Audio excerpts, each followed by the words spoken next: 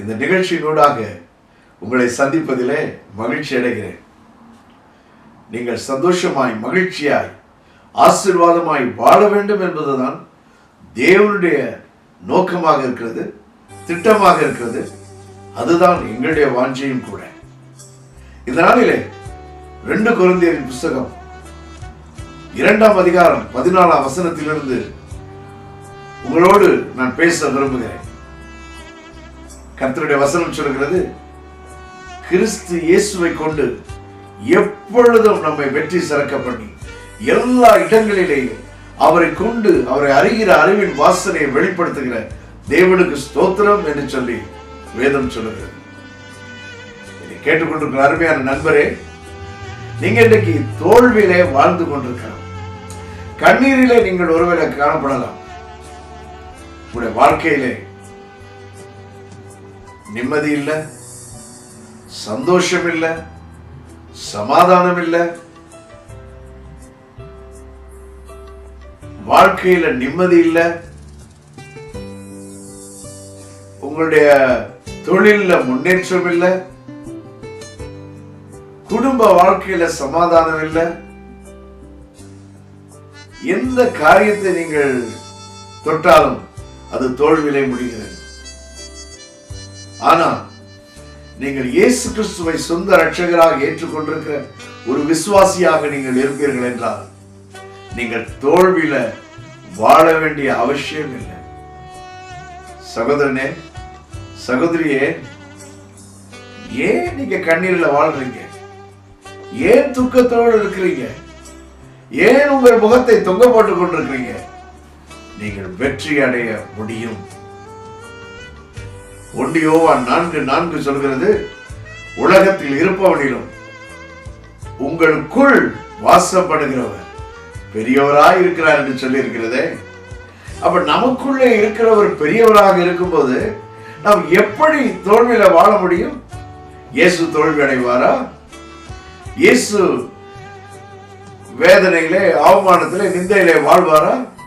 இல்லை.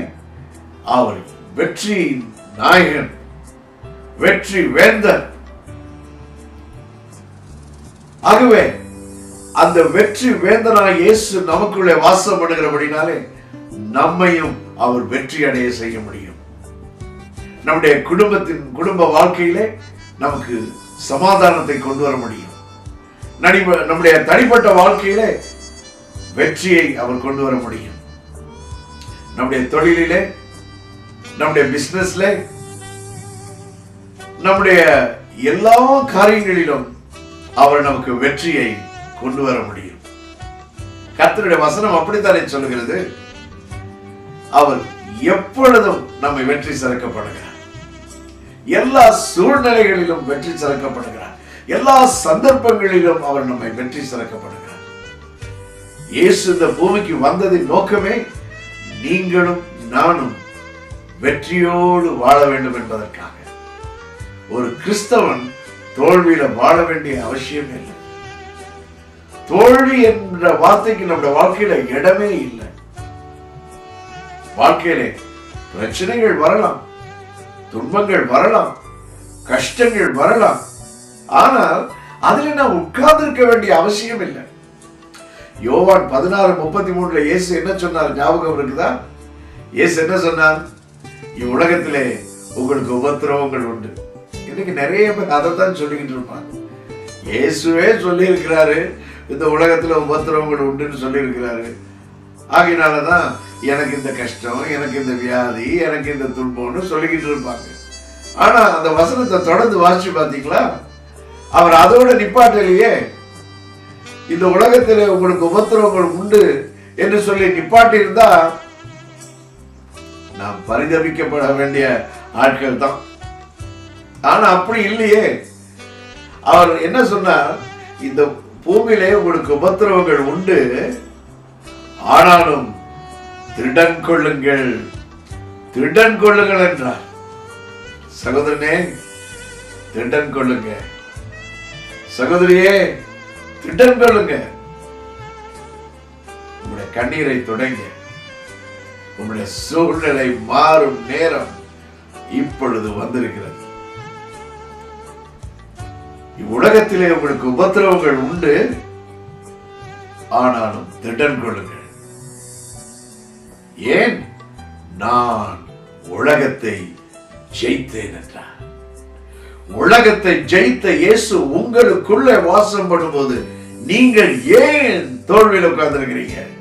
ஏன் கண்ணீர் வடித்துக் கொண்டிருக்கிறீங்க?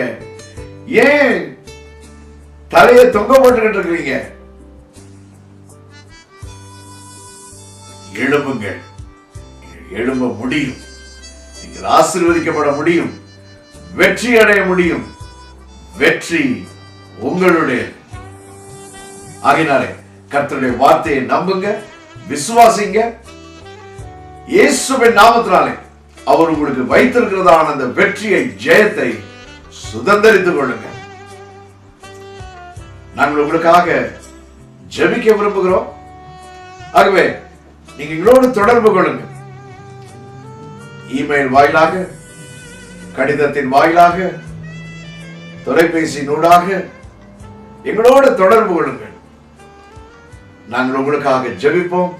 ஆவிக்குரிய ஆலோசனைகளை நாங்கள் வழங்குவோம். கர்த்தர் தாமே உங்களை ஆசீர்வதிப்பாராக.